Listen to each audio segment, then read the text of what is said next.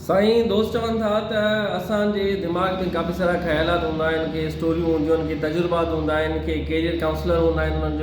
जो सुठो तजुर्बो हूंदो आहे जॉब्स जो तजुर्बो हूंदो आहे उहे चवंदा आहिनि त असां उहे शयूं एक्सप्रेस करणु चाहियूं था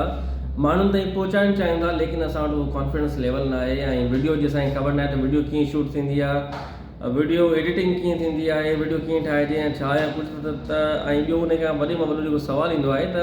असां वीडियो ठाहे छॾी वीडियो शेयर कीअं कयूं सही मुआशिरो असांखे छा चवंदो वॾो इहो सुवालु ईंदो अथव ऐं मूंखे बि तमामु घणो इनिशियली में स्टेट में इन तंग कयो त बाबा मां का वीडियो ठाहियां त हीअ माण्हू खे छा चवंदा मतिलबु मूंखां का मिस्टेक थी वञे त उन मिस्टेक खे पकिड़े करे माण्हू को इशू न ठाहिनि थींदो बि आहे ईअं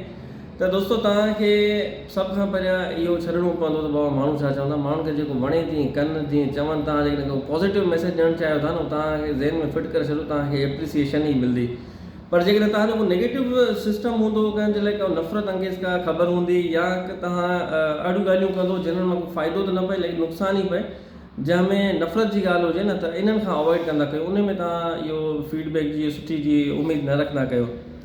त दोस्तो हाणे चवण जो जेको मेन मक़सदु आहे पंहिंजी कॉन्फिडेंस लेवल खे अप रखो माण्हुनि खे जेको चवणो आहे उहो चवनि ऐं वीडियो कीअं शूट कबी आहे जीअं हाणे आउं ट्राइपॉड ते रखी आहे पंहिंजी मोबाइल फ़ोन माइक मुंहिंजो ख़राबु थी वियो आहे वरी कोशिशि कई लेकिन माइक हलियो कोन मुंहिंजो ख़ैरु आहे माइक नथो हले त को मसइलो न आहे असां ईअं ई ठाहींदासीं जंहिंखे फ़ाइदो वठिणो हूंदो ईअं ई फ़ाइदो वठंदो ऐं एडिटिंग को मसइलो कोन्हे को एडिटिंग तव्हां इनशूट ते करे सघो था तव्हां कैपकट ते करे सघो था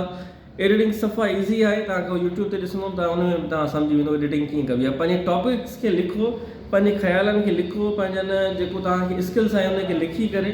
उन ते तव्हां थोरो रिहर्सल कयो 5 मिंट 8 मिंट 10 मिंट 5 दफ़ा 8 दफ़ा 10 दफ़ा तव्हां कंदो न हिकिड़ी दफ़ा जेको तव्हांखे परफेक्ट लॻे उनखे तव्हां अपलोड पंहिंजे चैनल ते करे सघो था उनखे अलावा तव्हां इहो ॿुधायां त तव्हां जेतिरो ट्राई कयो उन ट्राई वारे खे तव्हां अपलोड कयो प्राइवेट में यूट्यूब ते प्राइवेट में सिर्फ़ु तव्हां ॾिसी सघंदो या तव्हां पंहिंजा फैमिली व्लॉग्स बि ठाहे करे प्राइवेट ते रखी सघो था पंहिंजे चैनल ते उन ते ॿियो केरु न ॾिसंदो एडमिन तव्हां ई हूंदो हुनजा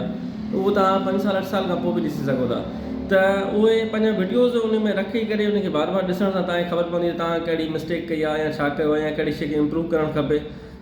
अर्ली स्टेज में थोरो ईअं थींदो आहे उनखां पोइ तव्हां रवां थी वियो त पोइ तव्हां रवां ई थी वेंदो जीअं हाणे आउं ॻाल्हायां पियो शुरू में मूं घटि में घटि 200 300 दफ़ा ईअं कटे करे वरी चेक कयां कटे करे वरी चेक कयां इनिशियली ईअं थींदो आहे लेकिन तव्हांखे इहे शयूं घटि थींदियूं तव्हां पंहिंजे कॉन्फिडेंस खे मथे रखो ऐं पंहिंजनि ख़्यालनि पॉज़िटिव ख़्यालनि खे जेको आहे सो बिल्कुलु तव्हां शेयर कयो माण्हुनि ताईं तव्हां पहुचायो वॾियूं महिरबानियूं तव्हांजूं ऐं पंहिंजो होस्ट अवैस अकबर इजाज़त ॾींदा वरी वीडियो मिलूं था कंहिं ॿी कचेरी सां गॾु अस्सलाम वालेकुम।